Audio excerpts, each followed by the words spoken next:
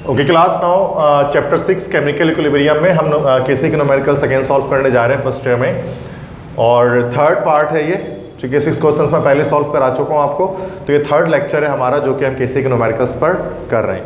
तो आज इंशाल्लाह 3 क्वेश्चंस आज हम सॉल्व करेंगे और बुक के एग्जाम्पल्स को आज हम सॉल्व करेंगे। ठीक है, बुक के असाइनमेंट तो हमने कंप्लीट सॉल्व कर लिए हैं, तो आज हम बुक के एग्जाम्पल्स को सॉल्व करेंगे। तो पहले एग्जाम्पल में पेज 172 एग्जाम्पल नंबर 2 करा रहा हूँ। ठीक है, और अगेन ये एग्जाम्पल नंबर 2 में फिर से जो है वो एसिडिफिकेशन रिएक्शन मौजूद है। और एसिडिफिकेशन रिएक्शन में आप जानते हैं क्या होता है कि आपके पास होता है इथाइल अल्कोहल C2H5OH, वो रिएक्शन करता है एसिटिक एसिड के साथ CH3COOH के साथ, और ये एक रिवर्सिबल रिएक्शन होता है। इसके नतीजे में इथाइल एसीटेट बनता है CH3COO2H5, और इसके साथ जो है वो वाटर की फॉर्मेशन हो जाती है। ठीक है, तो यहाँ पर कह रहे हैं क्वेश्चन के अंदर के 9.2 gram of ethyl alcohol, 3.6 gram of acetic acid, 1.1 gram of ethyl acetate and 9 gram of water are mixed and allowed to attain equilibrium. तमाम ही रिएक्टेंट्स और तमाम ही प्रोडक्ट्स को मिक्स कर दिया गया एक बीकर के अंदर, और आखिरकार क्या हुआ है कि इक्विलिब्रियम अचीव हुई है। अगर केसी की वैल्यू 4 है इस इक्वेशन के लिए, what was the concentration of the resulting mixture, मतलब आपके पास जब ये रिएक्शन इक्विलिब्रियम पर पहुंचेगा तो इक्विलिब्रियम पर रिजल्टिंग मिक्सचर के ना जो है वो कंसंट्रेशन क्या होगी, मतलब आपको रिएक्टेंट्स और प्रोडक्ट्स की कंसंट्रेशन बतानी है, but at equilibrium state, equilibrium state पर आपको बताना है। ये क्वेश्चन बाकी क्वेश्चन से अलग इस वजह से है बिकॉज यहाँ पर आपको शुरू में ही time t equal to 0 starting में ही क्या कर दिया गया है भाई कि कंसंट्रेशन आपको दे दी गई है, किसकी भाई, रिएक्टेंट्स की भी और प्रोडक्ट्स की भी, दोनों की कंसंट्रेशन आपको स्टार्ट में ही आपको जो है वो गिवन कर दी गई है। ठीक है, सो स्टार्ट करते हैं, इसके सॉल्यूशन की तरफ आते हैं। अब आप जानते हैं यहाँ पर कि यहाँ पर मिक्स्ड का वर्ड आ गया है। अब चूंकि यहाँ पर मिक्स्ड का वर्ड आया है तो उसका क्या मतलब हो गया कि ये यहाँ पर आइस्टेबल बनेगी। इनिशियल कंसंट्रेशंस आपको दी गई हैं और आपको इक्विलिब्रियम पर तमाम रिएक्टेंट्स और प्रोडक्ट्स की कंसंट्रेशन को फाइंड आउट करना है। तो आइस्टेबल बनाते हैं। आइस्टेबल इससे पहले भी क्वेश्चंस में हमने बनाया है लास्ट क्लासेस में। आइस मतलब initial change in equilibrium. So again हमें इक्वेशन को लिखना पड़ेगा, C2H5OH plus CH3COOH, reaction arrow CH3COO2H5, जिसको हम एस्टर भी कह सकते हैं, इथाइल एसीटेट भी कह सकते हैं, एंड देन वाटर। तो इनिशियली तो आई स्टेबल बनानी है तो पहले I लिखेंगे, फिर C लिखेंगे, फिर E लिखेंगे। I for what? I for initial concentration, C for change in concentration, and E for equilibrium concentration. ठीक है, तो ये हमने आई स्टेबल बना दी। इनिशियल कंसंट्रेशन हमें कहाँ से पता लगती है? इनिशियल कंसंट्रेशन जो है वो हमें क्वेश्चन बताता है, सवाल बताता है। चेंज इन कंसंट्रेशन कहाँ से पता लगती है? ये हमें इक्वेशन बताता है। और इक्विलिब्रियम कंसंट्रेशन कहाँ से पता लगती है? इनिशियल और चेंज को साथ में ऐड करते हैं तो पता लग जाता है। तो इनिशियली इथाइल अल्कोहल कितना था? ये था आपका 9.2 ग्राम। अब 9.2 ग्राम था, हमें क्या करना है, हमें इसको कन्वर्ट कर देना है फॉरन से किसमें? मोल्स में। ठीक है, मोल्स में कन्वर्ट करने के लिए मोल्स का फॉर्मूला क्या होता है? Mole equal to mass upon molecular mass. तो अगर हम इसके मॉलिक्यूलर मास की बात करें इथाइल अल्कोहल की, ये निकल जाएगा 24 + 5 + 6 + 16 + 1। ठीक है, तो ये आ गया इसका 46। तो 46 से आप इसको डिवाइड कर देंगे, तो 9.2 डिवाइड बाय 46, और ये आपके पास आ गया 0.2। वैसे तो 0.2 मोल आया, और यहाँ पर हम देख सकते हैं ओवरऑल क्वेश्चन के अंदर कहीं पर भी आपके पास जो है वो वॉल्यूम गिवन नहीं है, तो जो आपका मोल आया है वही आपकी कंसंट्रेशन है। तो 0.2 मोलर ये आपके पास इथाइल अल्कोहल हो गया। एसिटिक एसिड की बात की जाए तो ये 3.6 है मास इसका, और उसको डिवाइड कर देते हैं उसके मॉलिक्यूलर मास से। मॉलिक्यूलर मास क्या निकलेगा? 12 + 3 + 12 + 16 + 16 + 1। ठीक है, और ये आपके पास इसका जो मॉलिक्यूलर मास आया हुआ है 60, तो 3.6 को 60 से डिवाइड करना पड़ेगा। ठीक है, तो ये हमारे पास आ गया 0.06 molar acetic acid. Ethyl acetate की बात की जाए तो ये है आपके पास 1.1, और अगर हम इसके मॉलिक्यूलर मास को कैलकुलेट करें तो 12 + 3 + 12 + 16 + 16 + 24 + 5 एंड इट इज़ 88। तो 1.1 को हम 88 से जब डिवाइड करते हैं तो आपका आंसर आ गया 0.0125, ठीक है, मोलर। वाटर की बात की जाती है, वाटर कितना है भाई 9 ग्राम, वाटर का मोलिकुलर मास होता है 18, तो ये हो जाएगा 0.5 मोलर। सो ये आपको क्या हो गया कि इनिशियली आप तमाम आपने रिएक्टेंट्स की जाए वो कंसंट्रेशन आपने बता दी है, ठीक है, और प्रोडक्ट्स की भी। चेंज कितना आएगा तो ये इक्वेशन से पता लगेगा, -x और ये क्या हो जाएगा +x, और दोनों को ऐड करके यहाँ लिख देंगे तो 0.2 - x, 0.06 - x, 0.0125 - x और ये +x और ये 0.5 +x। तो ये आपको इक्विलिब्रियम कंसंट्रेशन पता लगी। अब यहाँ पर हमें x की वैल्यूज़ को फाइंड आउट करके यहाँ पर x की वैल्यूज रखनी पड़ेंगे, तो हमें क्या होगा कि तमाम ही रिएक्टेंट्स और प्रोडक्ट्स के हमें कंसंट्रेशंस पता लग जाएंगे, मतलब रिजल्टिंग मिक्सचर का हमें इक्विलिब्रियम, रिजल्टिंग मिक्सचर की कंसंट्रेशन पता लग जाएगा हमें, ठीक है। तो उसके लिए क्या होगा, सबसे पहले हम यूज़ कर लेते हैं अपना फॉर्मूला, ठीक है। तो यूजिंग इक्विलिब्रियम लॉ को इस्तेमाल करते हैं। इक्विलिब्रियम लॉ क्या कहता है, Kc बराबर होता है प्रोडक्ट अपॉन रिएक्टेंट, और प्रोडक्ट आपके पास है CH3 COO C2H5 into water, और रिएक्टेंट क्या है आपके पास C2H5OH मतलब इथाइल अल्कोहल, और उसके साथ क्या है CH3 COOH मतलब एसिटिक एसिड। सो ये आपने इक्विलिब्रियम कांस्टेंट एक्सप्रेशन इसके बना ली, Kc is equal to product upon reactant. Kc की वैल्यू गिवन है क्वेश्चन के अंदर 4 इज इक्वल टू, अच्छा ये कितना आया इक्विलिब्रियम पर, एस्टर 0.0125 + x, और ये आया 0.5 + x, ये आया 0.2 - x, और ये आया 0.06 - x। क्रॉस मल्टीप्लाई कर लेते हैं तो 4 = 4 × 0.2 - x 0.06 - x equal to 0.0125 + x और 0.5 + x, ठीक है। सो देन आफ्टरवर्ड्स हम क्या करते हैं, इसको हम सॉल्व करना शुरू कर देते हैं, ठीक है।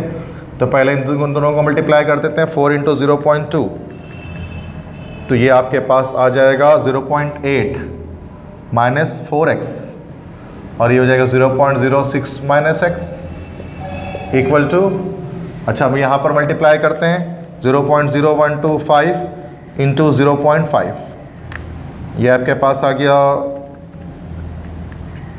0.00625 plus 0.0125x plus 0.5x plus x²।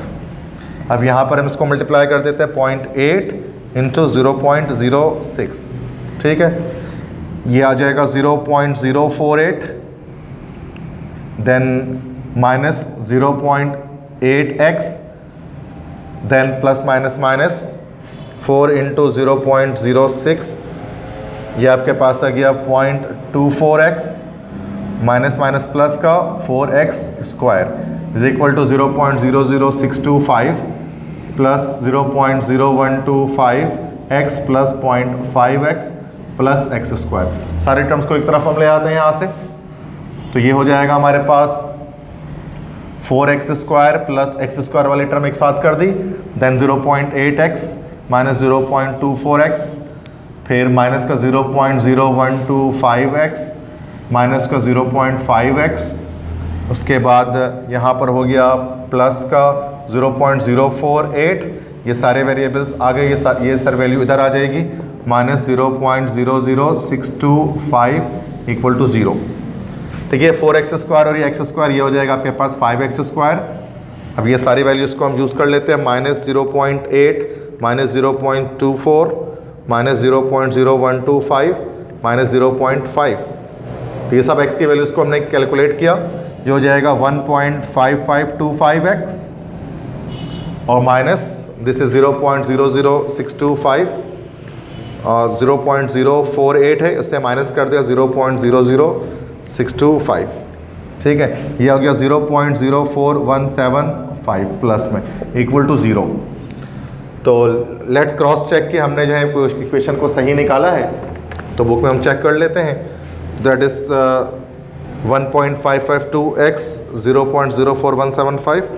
I think यहाँ पर हमने थोड़ी सी गलती कर दी है कि 5x यहाँ पर था ना, एक्स स्क्वायर है, यहाँ पर 4x स्क्वायर है ना, ठीक है।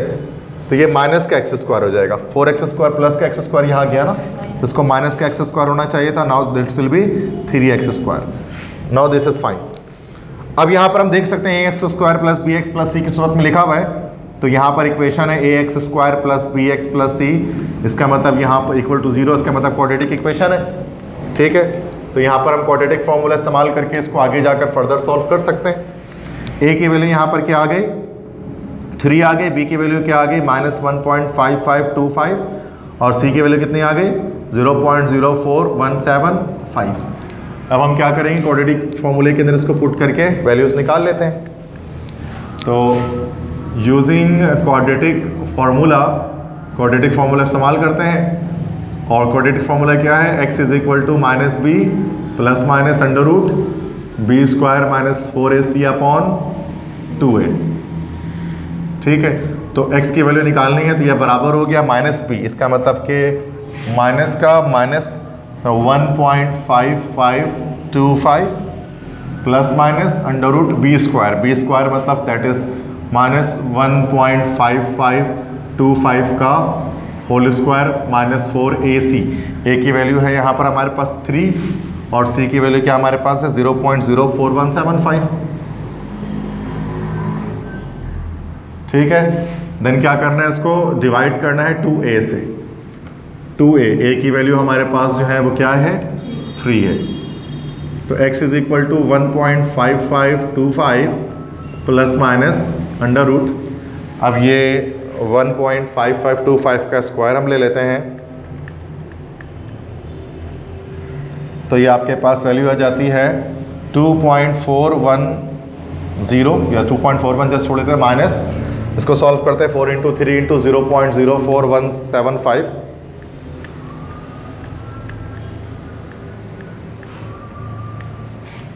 ये वैल्यू आ गई आपके पास 0.501 और उसको हमने डिवाइड कर दिया 3 टू 6, ठीक है।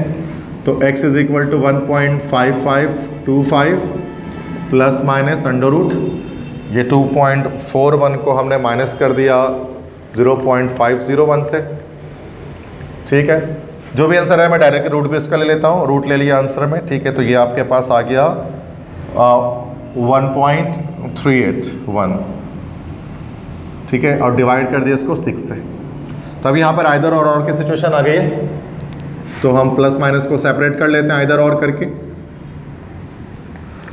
तो आइदर x बराबर हो गया 1.5525 प्लस 1.381 अपॉन 6 के, या फिर x बराबर हो जाएगा 1.5525 माइनस 1.381 अपॉन 6 के।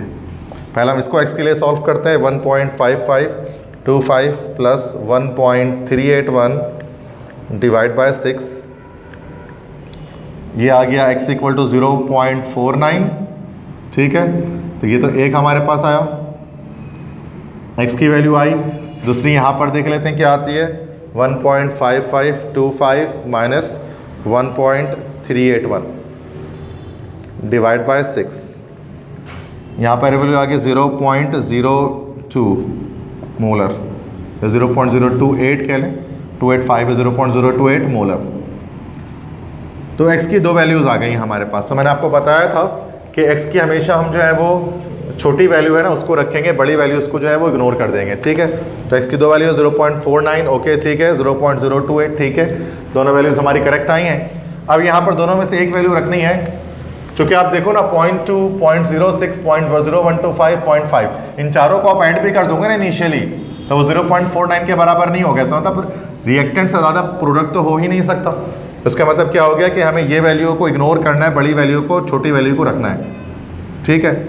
सो हम ये कह सकते हैं यहाँ पर लिख देंगे neglecting the higher value of x, हम x की जो बड़ी वैल्यू है वो इग्नोर कर देंगे, ठीक है।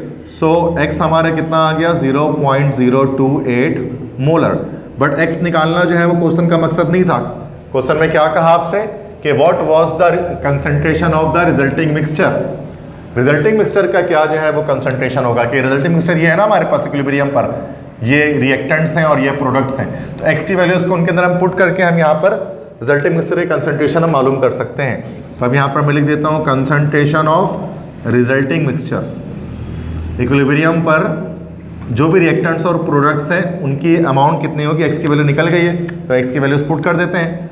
तो पहले जैसे कि इथाइल अल्कोहल को भी मालूम कर सकते हैं, और उसके बाद कंसंट्रेशन हमें बतानी है एसिटिक एसिड की भी, और एसिटिक एसिड के साथ बतानी है इथाइल एसीटेट या एस्टर की CH3COO2H5, और फाइनली हमें कंसंट्रेशन बतानी है किसकी, वाटर की भी।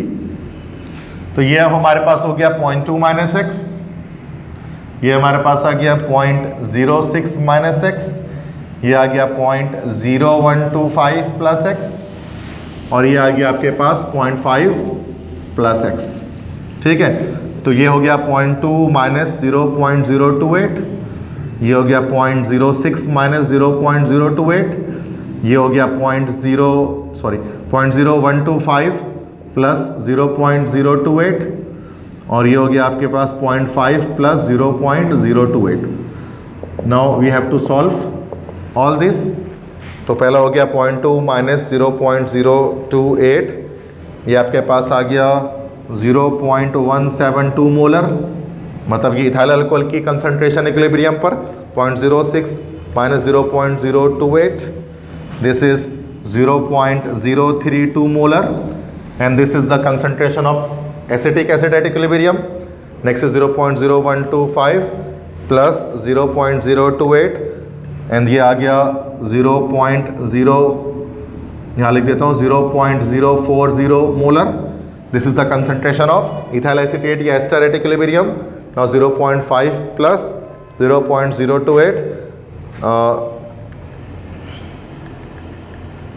और ये आ गया आपके पास कंसंट्रेशन 0.528 मोलर, वाटर की कंसंट्रेशन एट इक्विलिब्रियम। तो ये सारे चारों हमारे पास रिजल्टिंग मिक्सचर के इक्विलिब्रियम मौजूद हैं। ठीक है, so let me cross check the answer with the book. Okay, so the questions are right. समझ में आया किस तरह से सॉल्व किया मैंने इसको। तो यहाँ पर क्वेश्चन में क्या आता है कि इनिशियली आपको सारे रिएक्टेंट्स और प्रोडक्ट्स की इनिशियल कंसंट्रेशन दे दी गई थी, और आपसे इक्विलिब्रियम पर कंसंट्रेशन आपसे पूछ रहे थे। तो पहले आपने x की वैल्यू फाइंड आउट करें इक्विलिब्रियम लॉ निकाल कर, और उसके बाद फिर x की वैल्यूज को अपने यहाँ पर पुट करके रिजल्टिंग मिक्सचर की कंसंट्रेशन बता दें। ठीक है, लिख लें।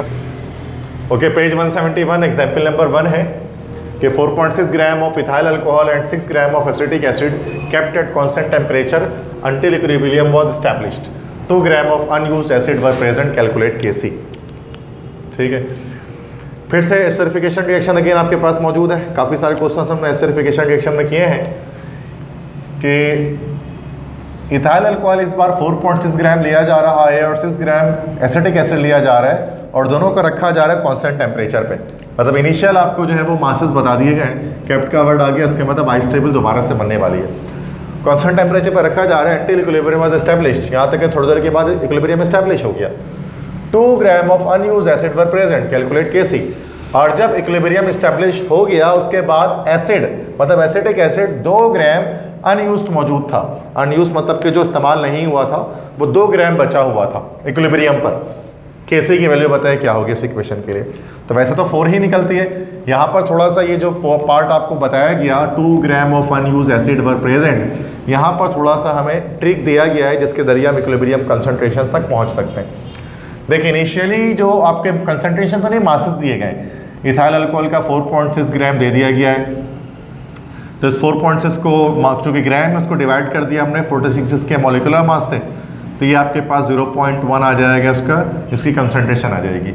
ये 6.0 ग्राम दे दिया गया, इसका मतलब कि इसको उसके मॉलिक्यूलर मास 60 से डिवाइड कर दिया, तो ये मोल और फिर मोल से फर्दर आपको कंसंट्रेशन पता लग गई 0.1 मोलर। ठीक है, ये आपको दे दिया गया है। अच्छा ये शुरू में नहीं दिया गया, तो कह रहे सिर्फ 2 रिएक्टेंट्स को मिला रहे थे, तो ये शुरू में प्रोडक्ट्स जो है वो 0 हो गए। अब चेंज कितना आएगा इक्वेशन को देखते हुए आएगा, तो ये -x हो जाएगा, ये -x, ये +x और ये +x। ठीक है, इक्विलिब्रियम पर कंसंट्रेशन क्या निकलेगी, दोनों को ऐड कर दें 0.1 - x, 0.1 - x, 0 + x, 0 + x। और क्या कह रहे हैं आपसे कि जब इक्विलिब्रियम तक रिएक्शन पहुंचा तो एसिड जो था ना, ये एसिड इथाइल एसिटिक एसिड, ये 2 ग्राम बचा हुआ था, तो इसकी वैल्यू आपको दे दी जा रही है 2 ग्राम। अब चूंकि ग्राम दी जा रही है तो हम इसको क्या कर लें, 60 से डिवाइड कर देते हैं ताकि हमें क्या पता लग जाए, मोलैरिटी या मोल पता लग जाए। तो 0.1 - x = इसको हमें 2 को डिवाइड करना होगा 60 से, तो 2 / 60 ये आ गया आपके पास 0.033। ठीक है, x निकालना चाहें अगर हम यहाँ से तो x बराबर आ जाएगा 0.1 - 0.033। तो जब 0.1 में से आप माइनस करेंगे तो ये आ जाएगा 0.666 मोलर। तो x की वैल्यू आपको यहाँ पर पता लग गई। अब जब यहाँ पर आपको x की वैल्यू पता लगी तो इस x की वैल्यू को आप डिफरेंट जगहों पर पुट करके डिफरेंट वैल्यूज़ निकाल सकते हैं। जैसे ये आ गया 0.666, सॉरी दिस इज 0.0666 है, ये 0.066 है, और 0.066 मोलर, ये भी आ गया 0.066 मोलर, और ये हो जाएगा 0.1 - 0.066। तो 0.1 में से जब हमने माइनस किया इसको तो ये आ गया 0.033। तो यहाँ पर हमें क्या पता लग गया कि इक्विलिब्रियम पर सारी कंसंट्रेशन पता लग गई। ठीक है, ये हमें ये एक रिएक्टेंट था इथाइल अल्कोहल हो गया इतना, ये इतना हो गया आपके पास एसिटिक एसिड, ये इतना आपके पास हो गया एस्टर, और इतना आपके पास हो गया वाटर। अब हमें कैसे निकालना है तो कैसे मालूम कर लेंगे, law of mass action apply कर लेते हैं। लॉ ऑफ मास एक्शन लगाया और सारी वैल्यूज़ लगा देते हैं, रख देते हैं। एस्टर की ये हो गया 0.066, और ये भी हो गया 0.066, ये हो गया 0.033, और ये हो गया 0.033। इन तमाम वैल्यूज़ को कैलकुलेट करेंगे, उसकी वैल्यू आ जाएगी 4.0।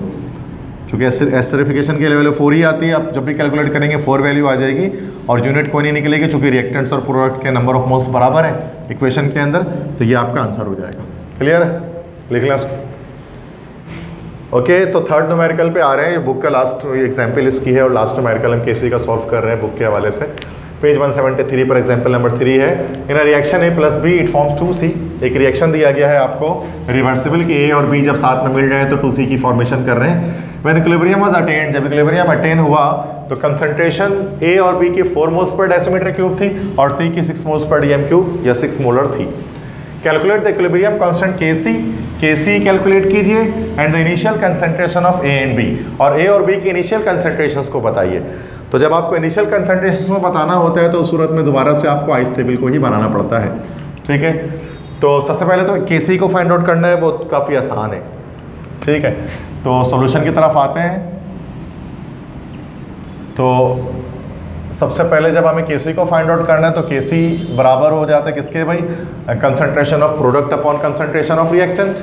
ठीक है, तो ये यहाँ पर पहले हम डेटा बना लेते हैं इसका, कि अगर हम डेटा बनाएं इसका तो A की कंसंट्रेशन हमें पता है इक्विलिब्रियम पर, तो A की कंसंट्रेशन कितनी है भाई, 4 मोल्स पर DM क्यूब, और उतनी ही B की कंसंट्रेशन है, तो B की कंसंट्रेशन है वो भी 4 मोल्स पर DM क्यूब, वो कैपिटल M भी लिख सकते हैं, और C की कंसंट्रेशन दे दी जा रही है 6 मोल्स पर DM क्यूब, और आपसे क्या Kc पूछा जा रहा है। ये फर्स्ट पार्ट है आपका। तो नाउ सॉल्यूशन अगर हम इसकी करें तो इक्विलिब्रियम लॉ यूज़ कर सकते हैं, ये जिसको हम लॉ ऑफ मास एक्शन भी कहते हैं। इक्विलिब्रियम लॉ के मुताबिक Kc बराबर किसके होता है, product upon reactant, concentration of product upon concentration of reactant, और प्रोडक्ट आपका है C, ये तो ये C का स्क्वायर हो गया। ठीक है, ये इक्वेशन है ना, C का स्क्वायर, मोलर का जो कोफिशिएंट होता है वो एक्सपोनेंट बन जाते हैं इक्विलिब्रियम एक्सप्रेशन के अंदर, उसके बाद A और देन B। तो Kc बराबर हो गया C का स्क्वायर, C है 6 का स्क्वायर अपॉन 4 का स्क्वायर, 4 × 4, ये हो जाएगा 36 अपॉन 16। तो जब आप 36 को 16 से डिवाइड करेंगे तो ये आंसर आ जाएगा 2.25, और यूनिट कोई भी नहीं निकलेगी क्योंकि 2 मोल्स इधर भी 2 मोल्स इधर भी, तो कोई यूनिट नहीं निकलेगी, तो Kc की वैल्यू 2.25 आ गई। अब सेकंड पार्ट हम सॉल्व करते हैं। इनिशियल कंसंट्रेशन, ठीक है, बी पार्ट जिसका पूछा जा रहा है कि आपसे कहा जा रहा है कि इनिशियल कंसंट्रेशन बताइए ऑफ ए एंड बी, ए और बी की इनिशियल कंसंट्रेशंस बताइए। तो ये तो एक आंसर तो यहाँ पर आ गया। अब सेकंड आंसर की तरफ आते हैं। यहाँ पर हमें आइस-टेबल बनाना पड़ेगा, और आइस-टेबल किस इक्वेशन के लिए बनाना है? इस इक्वेशन के लिए कि ए प्लस बी है और वो मिलकर क्या बना रहा है भाई? 2C बना रहा है। ठीक है, इनिशियल कंसंट्रेशन बतानी है तो आइस-टेबल बनाते हैं। IC, I फॉर जानते हैं क्या होता है? Initial concentration, C for change in concentration, कितना चेंज आ रहा है, और E for equilibrium concentration, equilibrium पर क्या कंसंट्रेशन मौजूद थी। तो इनिशियल कंसंट्रेशन तो आपको बताना है इस बार, तो आप नहीं जानते इनिशियल कंसंट्रेशन इस दफ़ा, तो आप इसको कोई भी वैल्यू आप इसको दे दो इनिशियल कंसंट्रेशन को, जिसको स्मॉल a कह दो, उसको स्मॉल b कह दो, और इनिशियली प्रोडक्ट तो होता नहीं तो 0 कह दो। चेंज कितना आ रहा है? -6, और ये 2 लगा हुआ है तो ये प्लस का 2x हो जाएगा, बिकॉज इक्वेशन में 2 मौजूद है। इक्विलिब्रियम कंसंट्रेशन कितना निकला? a-x, b-x, और ये निकल गया 2x। ठीक है, तो यहाँ पर अब आगे जब हम इसमें डिस्कस करें तो हम ये बात जानते हैं कि इक्विलिब्रियम पर जो है वो प्रोडक्ट कितना था? 6 मोल्स पर dm³ था इक्विलिब्रियम पर। तो 2x की वैल्यू कितनी आ गई? 6 आ गई। तो x यहाँ से कितना निकल गया? x यहाँ से निकल गया 2 1 2, 2 3 6, 3 निकल गया यहाँ से। इसी x = 3 को आप यहाँ पुट कर सकते हैं। ठीक है, तो a-x और b, अच्छा a-x कितना ये भी आपको पता है कि a-x इक्विलिब्रियम पर जो है वो ये आ गया 4, और b-x ये आ गया 4। तो x की वैल्यू यहाँ पर पुट कर दें, a-3 = 4, b-3 = 4, x की वैल्यू 3 पुट कर दी।